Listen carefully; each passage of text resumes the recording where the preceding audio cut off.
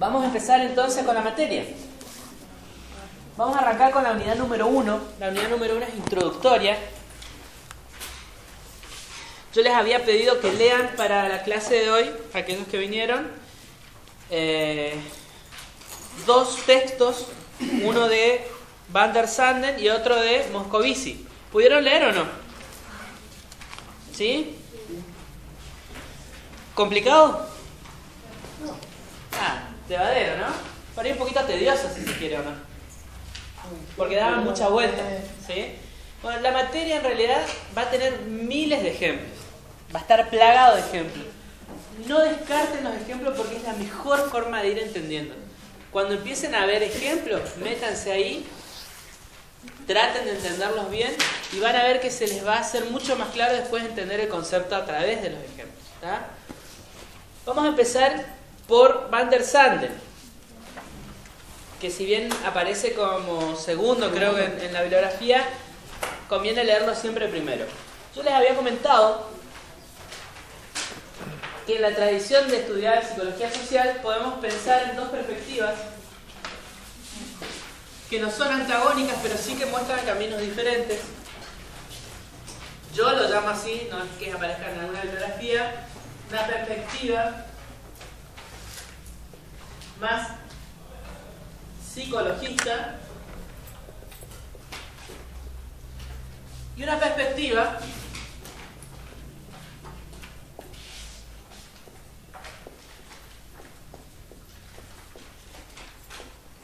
psicosociológica.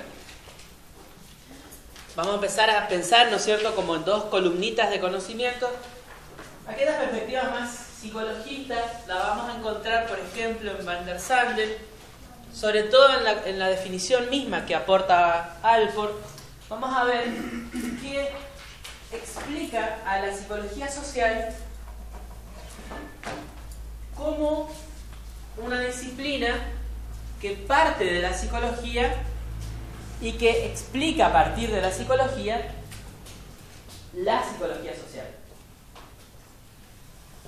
En cambio, vamos a notar o vamos a ver con Moscovici, que sería la otra perspectiva, la psicosociológica, que Moscovici va a plantear todo un cambio. Va a establecer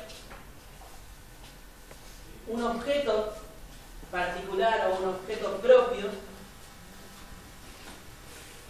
y a partir de este objeto propio va a, llamémosle, reducir la noción de psicología social a una disciplina que se va a encargar puntualmente de una visión y que a partir de esa visión interpretará todos los acontecimientos relativos a la psicología social. Vamos con Van der Sanden.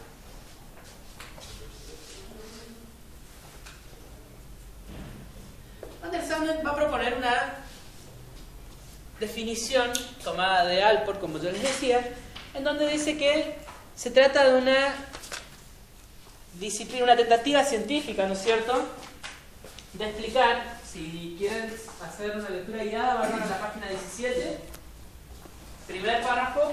Va a decir que se trata de una tentativa científica de comprender y explicar de qué manera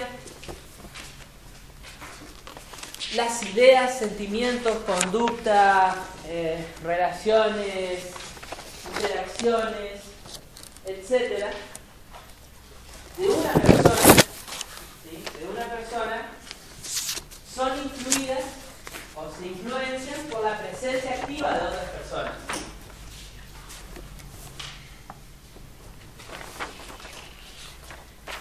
O por la incidencia imaginaria.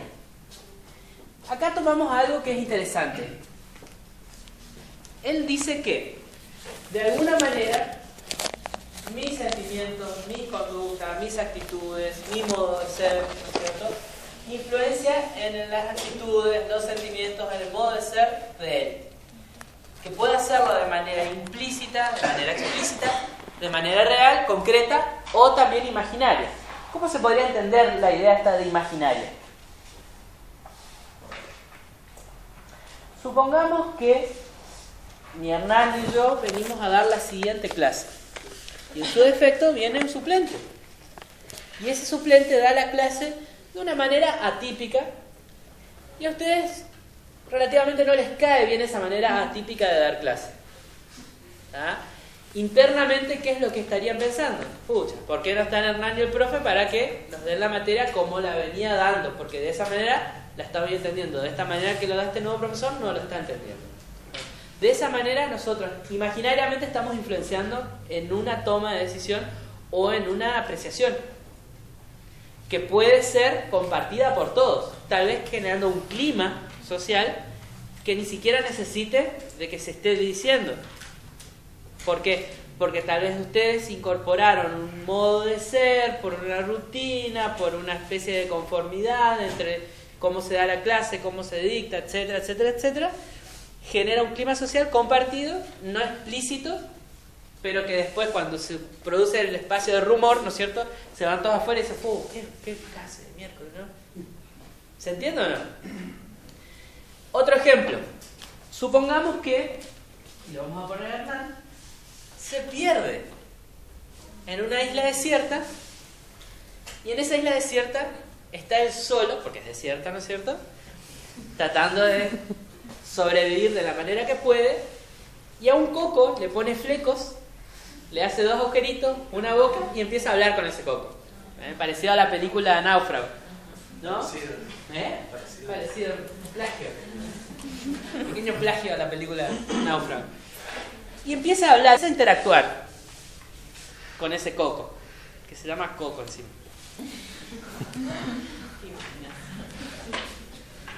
¿Qué pasa con Coco? ¿Qué función cumple? Vamos a la película. ¿Qué función cumplía Wilson con el náufrago? Le acompañaba de cierta manera para que se cansara. Imaginario.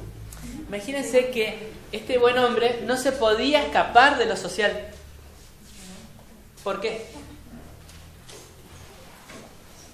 Porque no podemos escapar de lo social. Una vez que somos tomados por lo social está en nosotros y no puede estar fuera de nosotros.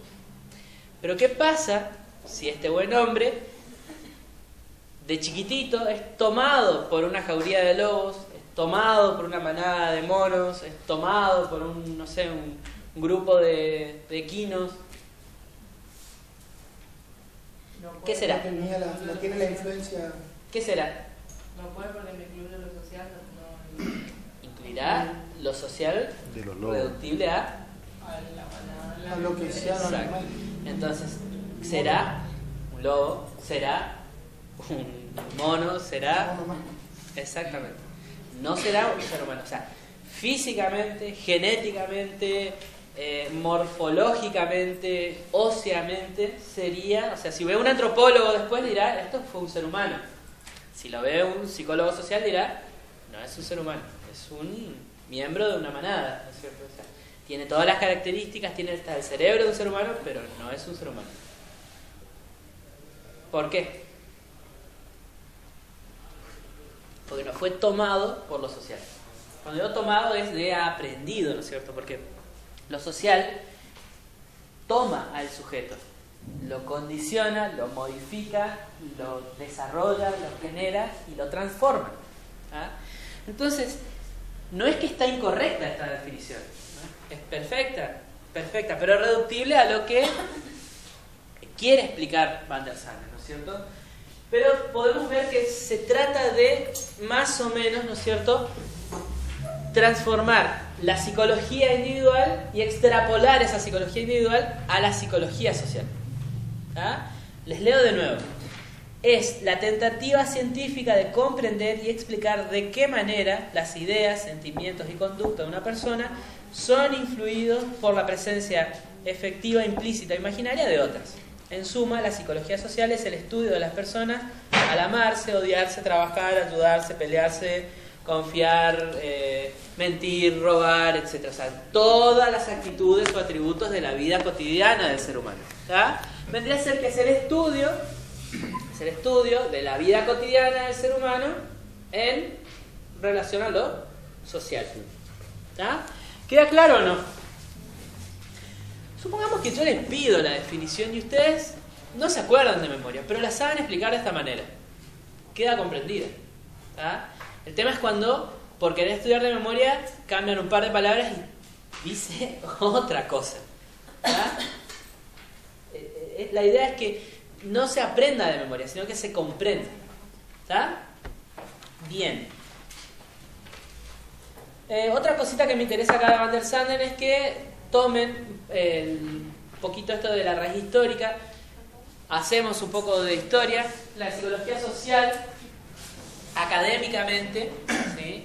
Podemos establecer una fecha de inicio y dice, ¿no es cierto? 1808, con 1900, perdón, por la aparición de dos libros, un libro escrito por un psicólogo, un libro escrito por un sociólogo, uno es John McDowell, el otro Ross, ¿sí? Quienes escribieron libros, digamos, en donde expresaron, ¿no es cierto?, ya lo que más o menos caía de verde por Maduro, sobre la necesidad de que coexista como una disciplina diferenciada de la psicología social. O sea, para que académicamente se pueda enseñar o se pueda explicar sobre psicología social. No figura en el libro, pero también, cercano a esa fecha, Freud escribió un libro que se llamaba Psicología de las Masas y Análisis del Yo, muy interesante, muy interesante. Sobre todo el comienzo del libro es extremadamente nutritivo, porque Freud establece una máxima muy interesante, donde dice que la psicología no puede escapar de lo social, o sea, no existe psicología del individuo, porque toda psicología del individuo es, a su vez, una psicología social. Porque justamente por el grado de influenciabilidad que existe en lo social en cada uno. No podemos escapar. Es muy complicado. Bien.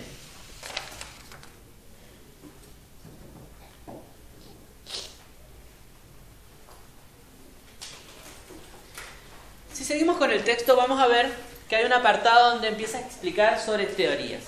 Ya vamos a ir para ahí. Ahora vamos a Moscovici. Moscovici ya es un poco más contemporáneo.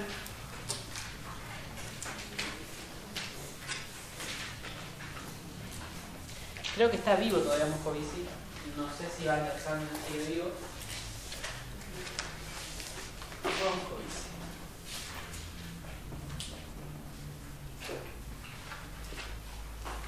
Serge Moscovici va a establecer tal vez como una especie de vuelta de tuerca a lo que anteriormente estuvimos explicando, no desacreditando ni desconociendo todo lo que anteriormente dijimos, pero sí tratando de establecer una visión totalmente diferente, un poquito más avanzada de la cuestión.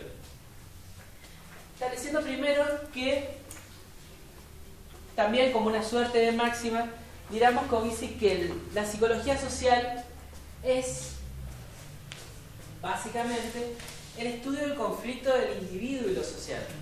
¿Sí?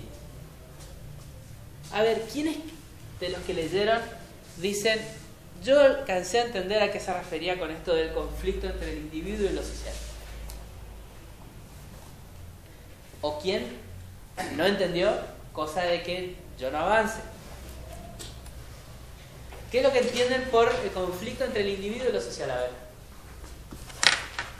A mí me sonó más a como psicoanálisis. No tiene que ver con el psicoanálisis. O sea, con respecto al hecho de que el individuo muchas veces desea cosas que no puede realizarla porque hay normas sociales que lo impiden. Ajá. Por ese lado. Ajá. No enteramente. Y ahí es como que se genera un conflicto entre el individuo y la sociedad. Por ahí sí, ¿sí? Por ese lado. Después de eso que dijo recién, dice, podríamos añadir de la sociedad externa y la sociedad que prevale. Yo lo entendí como que lo que la sociedad que queda dentro de todo lo que uno aprende en la casa, es su propia ética, y la que está afuera es la de todos, sería el Ahí está. Tenemos el sujeto, ¿no? Hacemos un humanoide, porque no me salió lindo. ¿verdad? Este sujeto incorporó porque nació bajo el seno de una sociedad, porque nació bajo el seno de una familia, porque nació bajo el seno de una educación, asimiló esa educación, tuvo una socialización primaria, está teniendo una socialización secundaria, etcétera, etcétera. Tiene incorporado entonces dentro suyo lo social. Digo lo social como pensando en un constructo, ¿no es cierto? No la sociedad, porque por ahí la sociedad se puede confundir como la sociedad rural, la sociedad adventista, la sociedad judía, etc. ¿Tá? Como lo social, que incluye a todos esos que anteriormente nombré, más todo. ¿Tá? Entonces, esto, lo social que incorporó, que mamó y que le permite a él dirigirse en la vida como una especie de brújula, entra en conflicto con lo social, que está fuera de él. O sea, con lo otro social. Lo social con lo social de la vida cotidiana. ¿Tá? Ahí sí entra un poquito lo que dijiste vos. ¿Tá?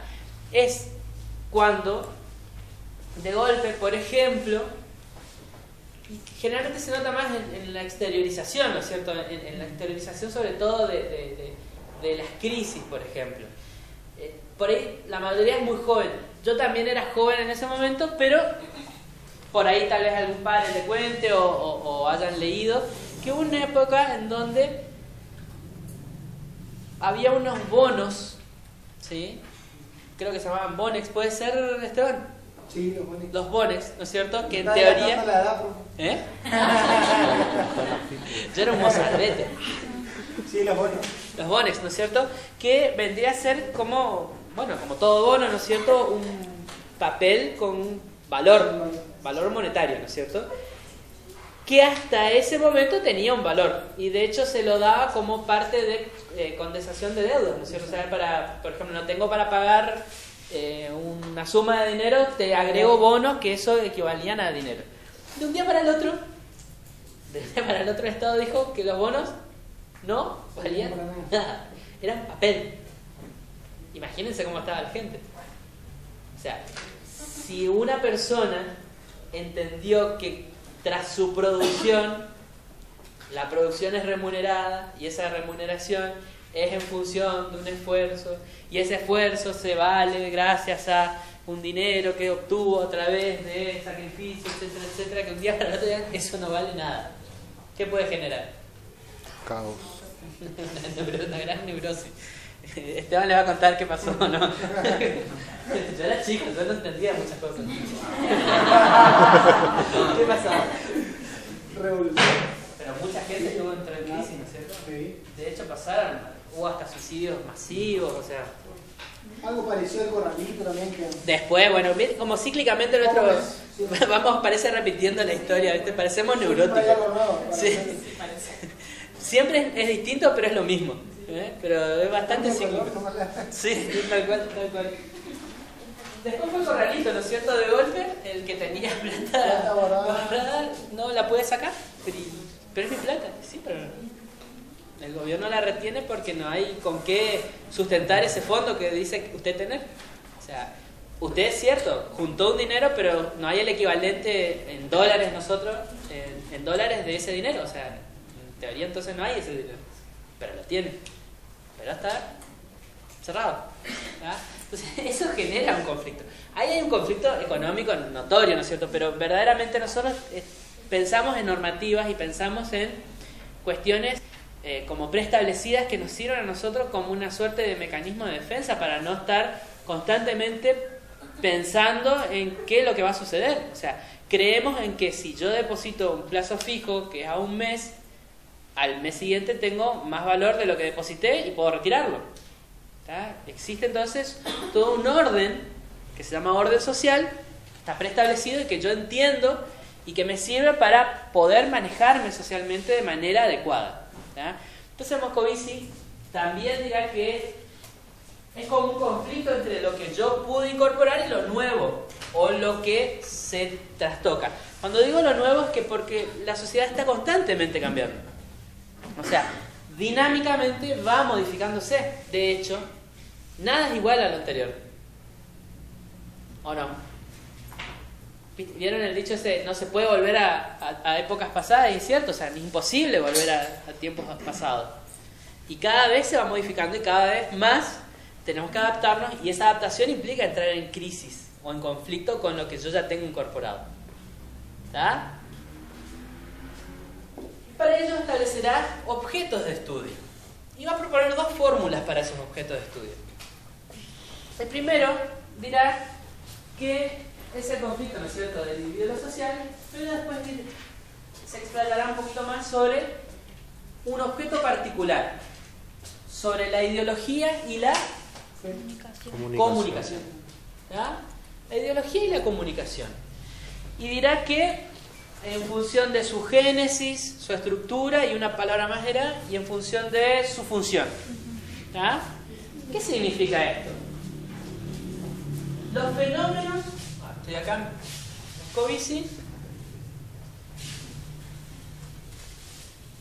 Entonces, ¿qué le interesa, dirá, a esta psicología social? Los fenómenos de la ideología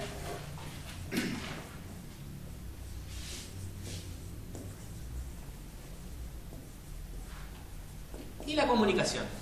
¿Está? Dice, ordenado según su génesis, su estructura y su función. ¿Qué significa esto? Su génesis, o sea, ¿qué es lo que lo genera?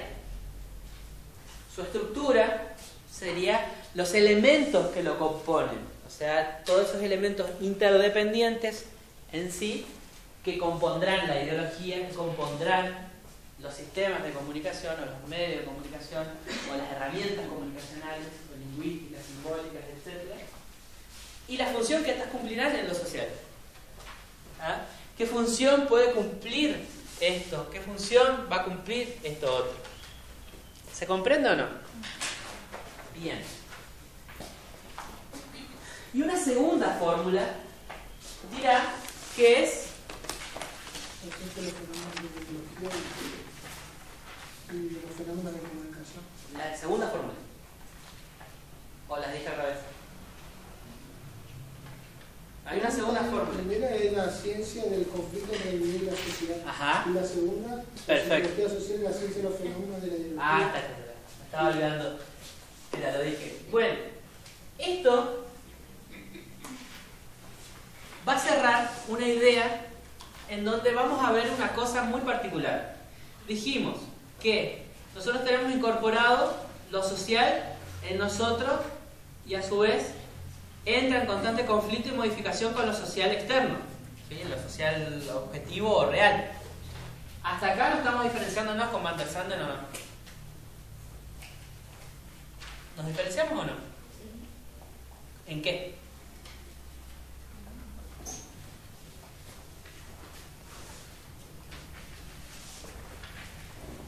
Puede ser que Van der Sanden se refiere a la persona.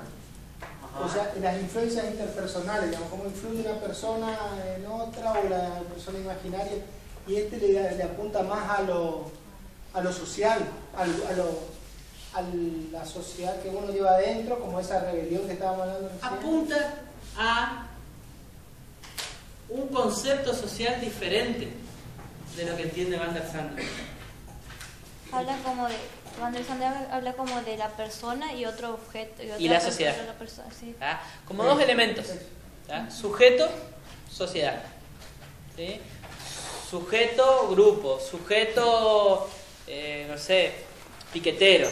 ¿Ah? Sujeto, estudiantes de psicología social del Semper. ¿Está? Parece que hay un juego de interdependencia de dos elementos. En cambio, cuando leemos Moscovici, vamos a ver que en vez de dos elementos, siempre van a aparecer tres. Y estos tres elementos van a estar en interdependencia. Esta interdependencia significa que el accionar de uno condiciona a los dos siguientes. ¿Ah? Si lo que condiciona es este objeto, va a modificar a estos dos. Si es este, va a modificar a este y a este. ¿Ah? No existe un predominio de uno sobre otro, sino que todos están en constante interdependencia.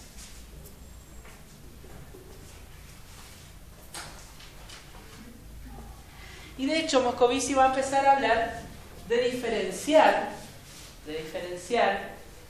la tradición sociológica, la tradición psicológica y la tradición psicosociológica en función de pensar, ¿no es cierto?, esta relación de elementos.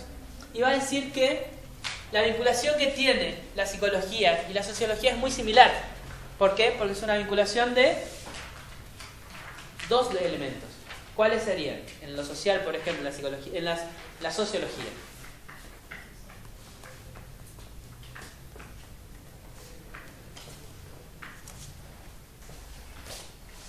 ¿Cuáles serían, Rafa? ¿Cuáles serían esos dos objetos en la psicología social? Individuo y sociedad. Individuo en relación a la sociedad. Entendido el individuo como sujeto, ¿no es cierto?, del cual partirá o del cual vendrá, ¿no es cierto?, el influjo social. Y entendiendo a la sociedad como un conjunto de personas, individuos, grupos, etcétera, ideologías, tal. ¿Cómo lo entiende la psicología? Esto sería la visión sociológica. ¿Cómo sería la visión psicológica?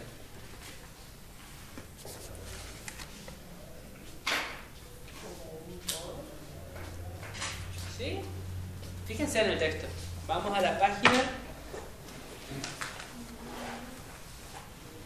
21.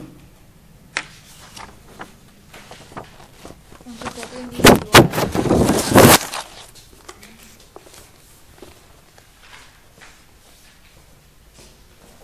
¿En función a qué? Al objeto. Al objeto. ¿Y ese objeto cuál puede ser?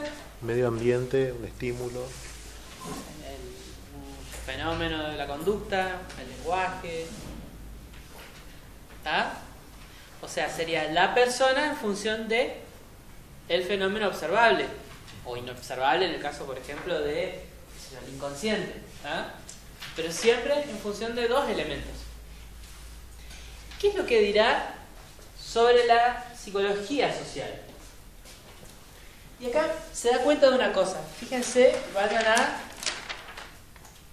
donde empieza el segundo párrafo.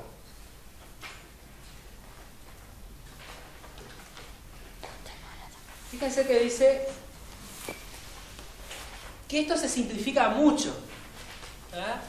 Se simplifica mucho y va a decir que esta visión binaria, o sea, compuesta de dos elementos,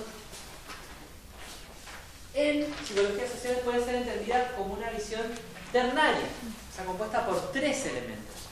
Y va a incorporar un nuevo elemento. ¿Cuál es el nuevo elemento? El after. La alteridad. ¿Ah? Entonces dirá que hay un sujeto. ¿Qué más? El objeto. En relación a un objeto. Y la autoridad. ¿Qué puede ser ese objeto? Medio ambiente. Fenómeno. Estímulo. Estímulo. ¿Puede ser qué más? La conducta. ¿Puede ser otra persona? ¿Puede ser? Grupo. ¿Qué más? Lean, ahí está en el texto. El estado. ¿Qué más? La clase social. Organismo. ¿Qué más? Vamos, amplíen un poquito más. Una institución. ¿Qué más?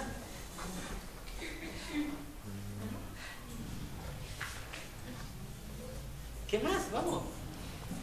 Miren si les llevo a pedir muchos ejemplos en el examen.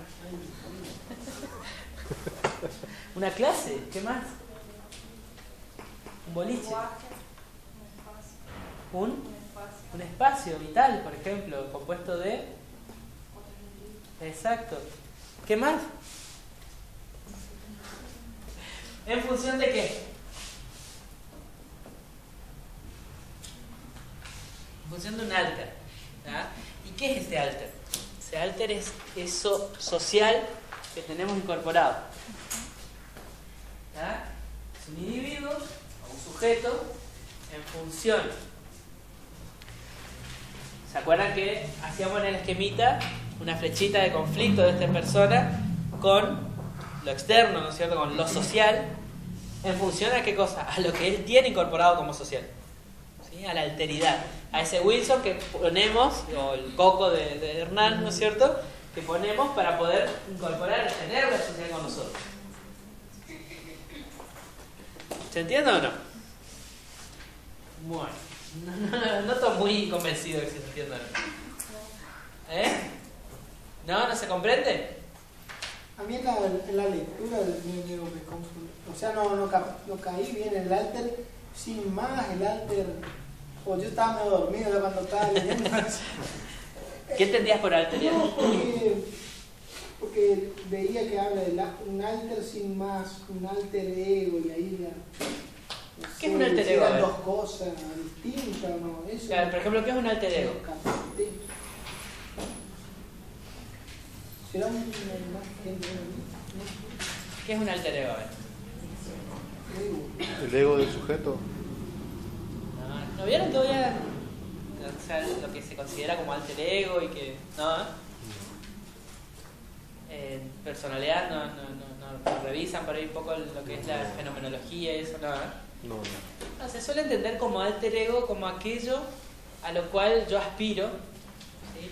Que lo tengo incorporado yo en mí, digamos, o sea, puede ser un alter ego, no sé, nacido del propio narcisismo, nacido de la carencia, o nacido del razonamiento, ¿no es cierto? O sea, yo quiero ser como, no sé, como Darwin, pueda modificar el flujo de pensamiento de la ciencia. Mi alter ego es Darwin, un quiero ser, digamos, ¿cómo? También puede ser un no quiero ser como mi viejo, porque mi viejo era esto, era lo otro. ¿Ah? En este caso, la alteridad está pensada, ¿no es cierto?, como esto, que vuelvo a repetir, ¿no es cierto?, como esto social que construimos y que incorporamos y que desarrollamos dentro nuestro, que nos hace ser sociales, pero a su vez entender lo social.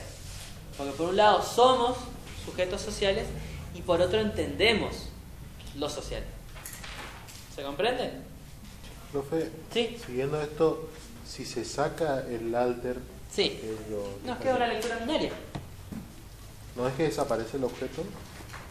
Si se saca esto, Claro. no, porque, por ejemplo, pero sí se quedaría, o sea, se podría hacer la interpretación de ese fenómeno social, no erróneamente, pero muy desde lo psicológico individual. ¿Ah? O sea, yo puedo partir, qué sé yo, como en muchos casos se trabajó, ustedes lo van a ver después en psicoterapia de grupo, la noción de grupos neuróticos, por ejemplo, o grupos psicóticos. No porque esté compuesto por neuróticos o compuesto por psicóticos, sino que esa unión de personas llamémosle, configuraba en un grupo particular, o sea, con una personalidad de grupo particular. O nos pasa a nosotros como docentes, por ahí decimos, ¿qué curso colaborador? Estamos poniendo un concepto individual, ¿no es cierto? O qué grupo participador, tan participante que tenemos, ¿no es cierto? Es en realidad un concepto individual, pero que lo hacemos masivo, ¿no es cierto? Y verdaderamente utilizamos, muchas veces estamos haciendo esto de ir asociando cuestiones individuales con sociales, ¿no? Pero el tema es que... ¿Me estoy dando esta pequeña? El tema es que cuando ponemos esta alteridad ya se nos complejiza un poquito, pero se nos complejiza para mejor. ¿Ah? Se nos complejiza para mejor, ¿por qué? Porque, por ejemplo, a través de esto podemos trabajar con las representaciones sociales que cada uno tiene, o que un grupo tiene. ¿Ah? Ahí vemos, por ejemplo, cómo funciona esta alteridad en un grupo particular. Entonces, yo tengo una hipótesis, o sea, los veo a ustedes muy colaboradores, ¿no? Entonces, quiero, por ejemplo, entender qué es para ustedes colaborar. Entonces empezamos a trabajar con la representación social de cada uno de ustedes de lo que es la colaboración. ¿Ah? Y ahí yo hasta puedo hacer un trabajo científico sobre esa colaboración. Pero ya desde un punto de vista más psicosociológico. ¿Se entiende o no? O puedo, si querer, de ver que son todo un grupo muy colaborador, puedo agarrar y establecer, no sé, un criterio de evaluación grupal, donde le pongo un puntaje a cada año de psicología social que doy, y ustedes serían, ¿no es cierto?, el grupo que tuvo casi 90 y pico, ¿eh? Y el otro año tuvo 80, y el anterior... ¿eh? ¿Se entiende o no? Uno está mucho más relacionado con sujeto-objeto, y en el otro no. Meto la alteridad como un elemento más para estudiar. ¿Se comprende o no? Por ahí, si es un poquito duro de entender, cuando empecemos a ver un poquito más en avanzada la psicología social, vamos a comprender mejor.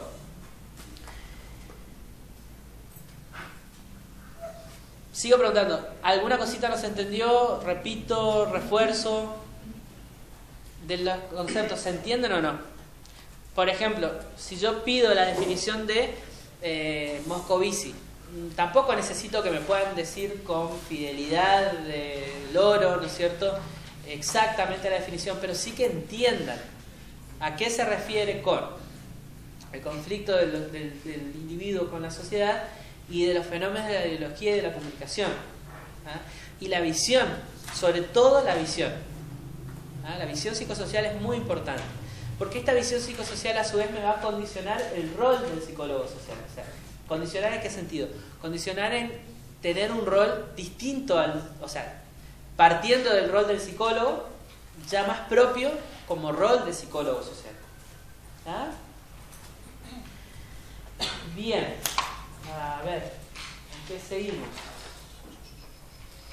Vamos a hablar un poquito de las teorías de psicología social. Como ustedes verán, tanto Moscovici como Van der Sanden van a hacer como una especie de sondeo breve sobre las teorías más típicas de psicología social. Van a ver justamente en Van der Sanden que las teorías que va a tomar como primordiales son justamente teorías las escuelas psicológicas de las escuelas clásicas, ¿no es cierto?, adaptados a la psicología social. Exactamente. Trabaja con el conductismo. Exacto, entonces empieza hablando sobre conductismo, ¿no es cierto? Entonces, que un conductismo adaptado a lo social sería estudiar bastante... ¿Cómo?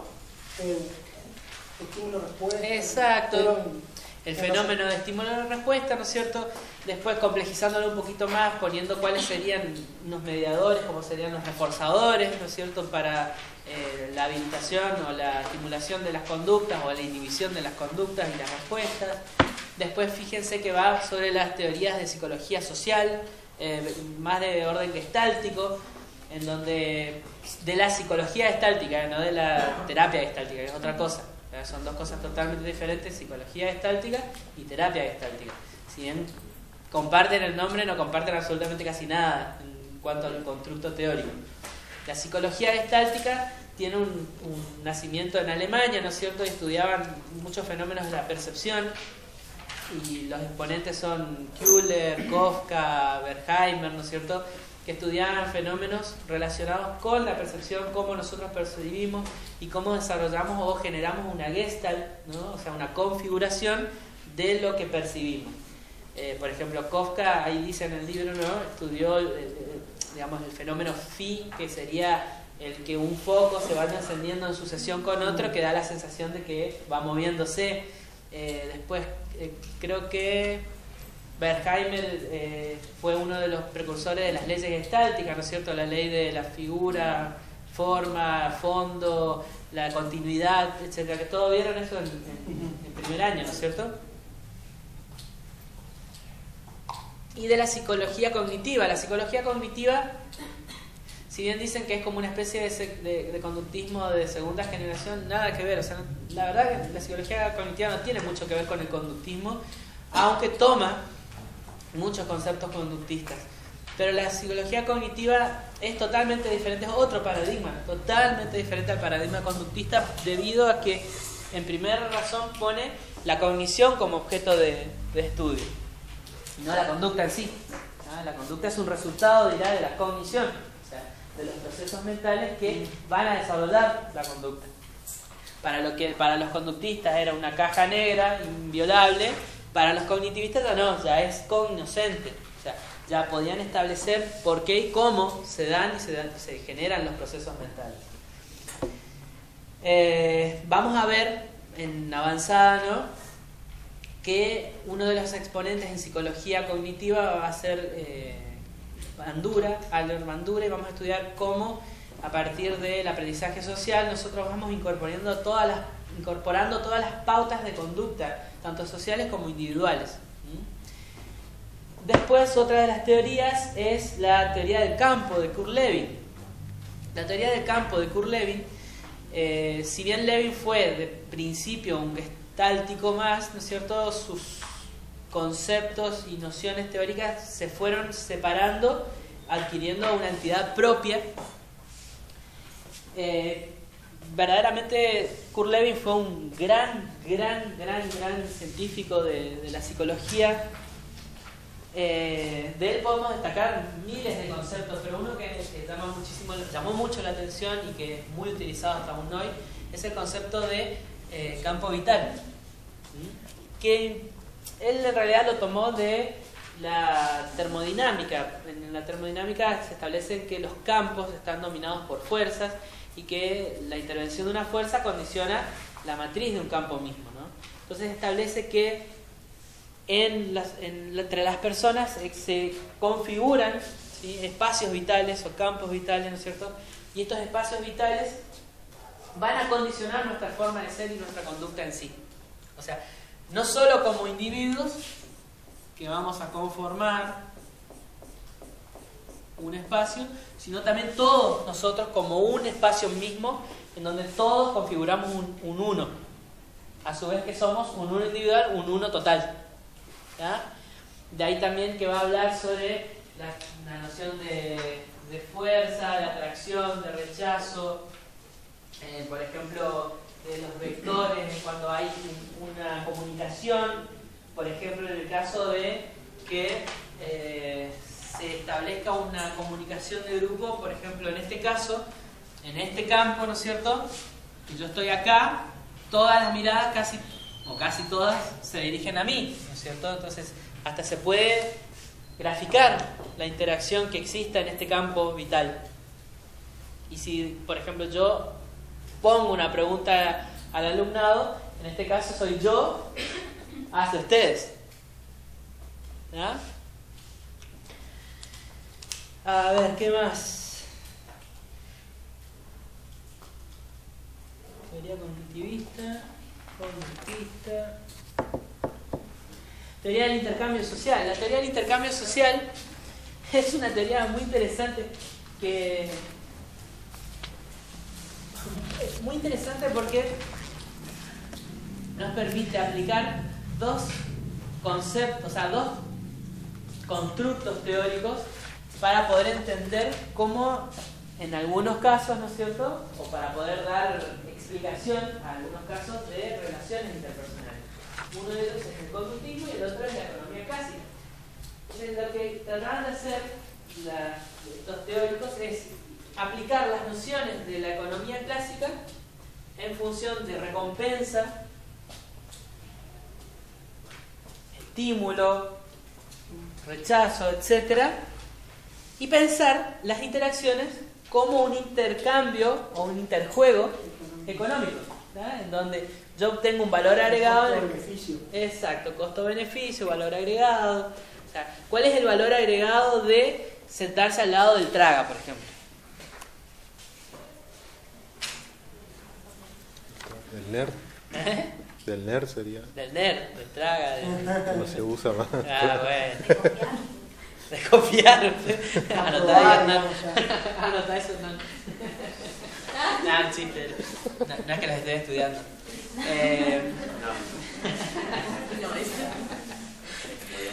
Aprender en algunos casos, copiar en otros, ¿no es cierto? Supongamos, a mí me pasaba, yo no llevaba ni cartuchera ni carpeta y tenía una supuesta virome en la cartuchera de cada una de mis compañeras, entonces cuando me sentaba le decía, acordate mi virome, y me daban la virome, yo no tenía que llevarla a casa, no tenía que perderla. Bueno, yo aprovechaba esa situación, ¿no? Solo eso no me dice. En ese caso, ¿cuáles eran los costos, los beneficios? Uy.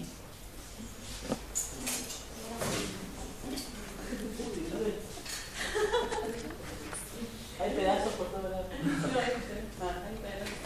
Los costos, beneficios, ¿no es cierto? En el caso de tener una compañera hiperresponsable que accedería al llevar mi binomio, ¿no es cierto? ¿Se entiende o no? Después, a ver, tenemos la teoría del interaccionismo simbólico. La teoría del interaccionismo simbólico es un poquito más complicada. En ella tenemos que entender que los interaccionistas dicen que en general las personas actúan respecto de las cosas o los fenómenos en función de códigos tanto verbales como no verbales, y que eso a su vez nos condiciona en la manera en que interactuamos con los demás. Es, a ver, por así decir, una manera en cómo nosotros, a través de la forma en que nos relacionamos, generamos redes de interdependencia a través de códigos lingüísticos, simbólicos, verbales, etcétera, que nos condicionan a su vez y que condicionan al otro. ¿Ya? En realidad es una teoría que es bastante complicada y que después sufrió muchas variantes, pero es bastante interesante. De ellas vamos a ver un poquito de, no puntualmente las nociones del interaccionismo simbólico, pero sí más o menos en este interjuego, cuando veamos las unidades número 5 y 6, con los textos de Berger y Luckmann. Después, otra de las teorías que tenemos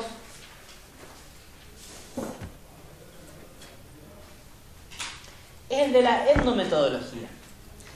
La etnometodología vendría a ser como una especie de estudio de lo social, de una manera un poco más científica y aplicando métodos de, llamémosle, de encuesta y de acercamiento más de tipo de laboratorio.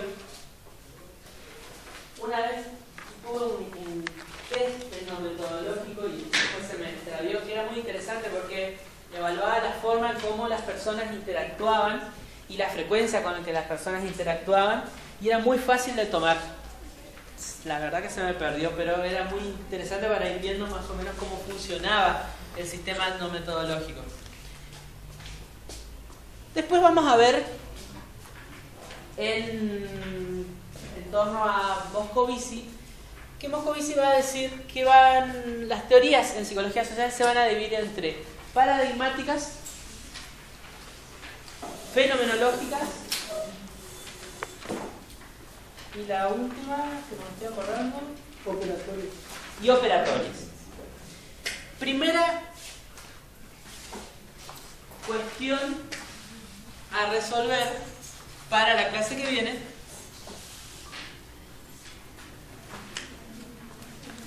Primer acceso a un 8 o más para el alumnado, teniendo en cuenta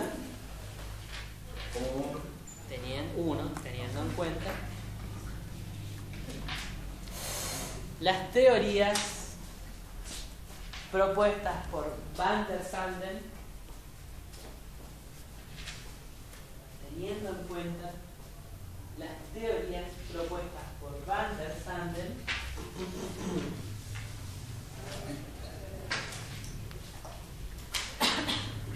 y la distinción establecida por Moscovici,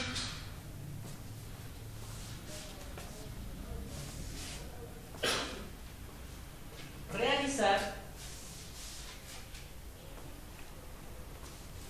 un esquema descriptivo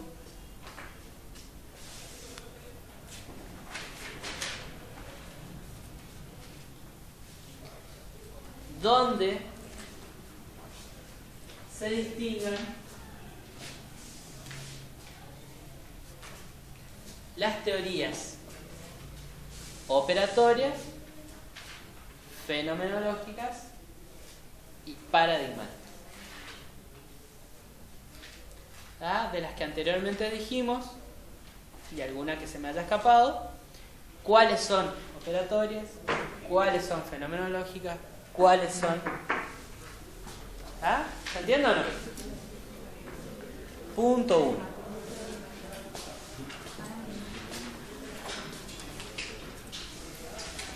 Muy bien. Continuando un poquito más con la materia, vamos a ver que la psicología social adopta distintos métodos en torno al objeto. Antiguamente, los métodos utilizados eran la encuesta y la observación, y dentro de ellas la observación participante y la no participante. Los métodos de encuesta pueden ser encuestas, entrevistas, etc. Estructuradas o semiestructuradas. Eso lo van a leer, que es muy sencillito.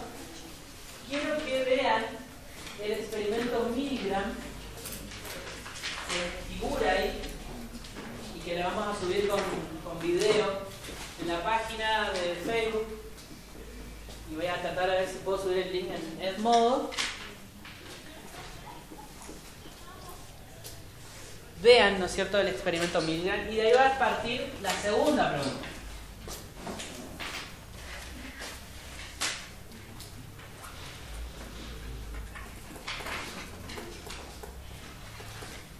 A su criterio, coma, ¿qué es Milgram. Vale. No termina. Su criterio, coma. A su criterio, dije, no. A su criterio, coma. ¿Qué opinión tiene, entre paréntesis, tienen si hacen el grupo, en función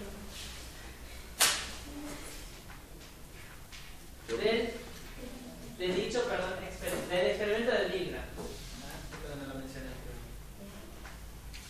¿Qué opinión tiene en función del experimento de Milgram?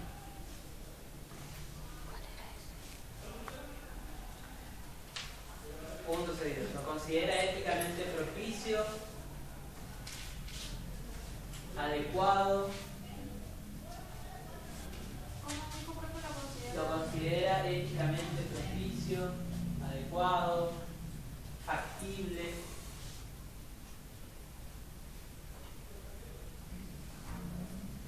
Punto seguido.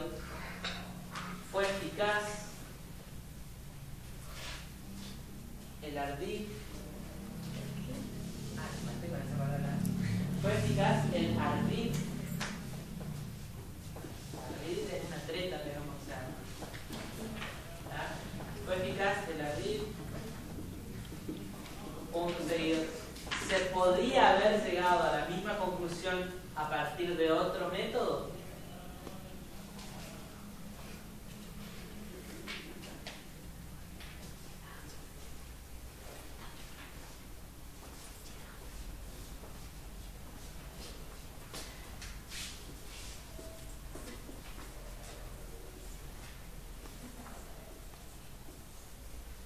Máximo grupo de 3. ¿Está? No más de 3. 4 ya no. ¿Está?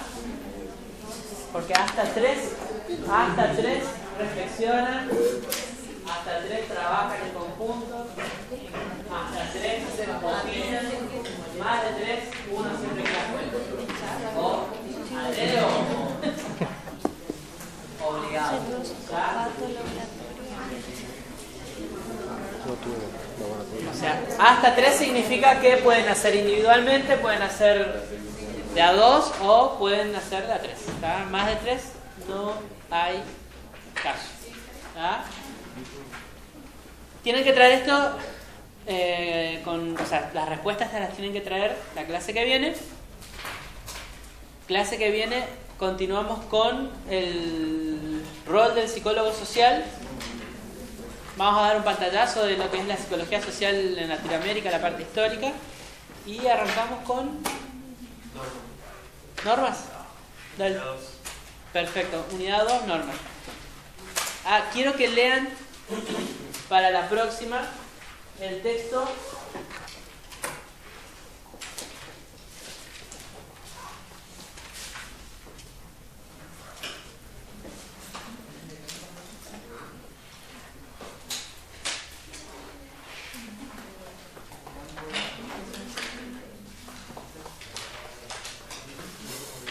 Un texto que se llama Cuadernos del campo psicosocial.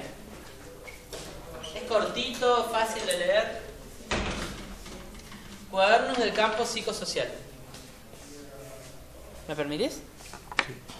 No sé si tiene porque este módulo es ¿este es muy viejo? sí, del 2007. No, ni ahí que lo tengo.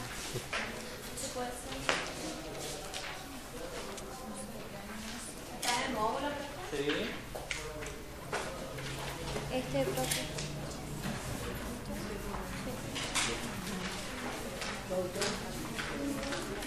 Profe. Es una compiladora. Cuadernos del campo psicosocial.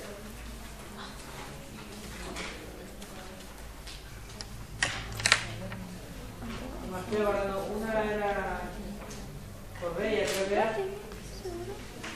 Mónica Pan. 2007. Pan como Pan. ¿Profe, el trabajo tiene que ser a máquina? ¿Bien? Si ha escrito a puño y letra, digamos que sea una letra. Si quieren imprimirlo, impriman. Ya si lo mandan por el modo, escuchen, si lo mandan por el modo, ya lo recibimos. No, ustedes se registran, se hacen un usuario, una cuenta, es como si fuera que, a ver, piensen como que esto es una suerte de Facebook, en donde yo armo un Facebook y ustedes quieren armar su Facebook. ¿Ya? Después de armar un Facebook, yo armo un grupo y ustedes se unen al grupo. Pero en realidad es distinto el sistema. Pero tiene En estudiantes. Claro. Y ahí me quiero registrar y estoy el código de grupo. ¿Allá te pide el código de grupo? Sí. Bueno. Ya, entonces les voy a dar el código. Claro, lo que pasa es que yo me registré como profesor, entonces no me pedía código. Pero si ya les pide código, les doy el código y ellos se... Y por la página del Facebook. Claro. Sí, porque ahí vamos a subir todo.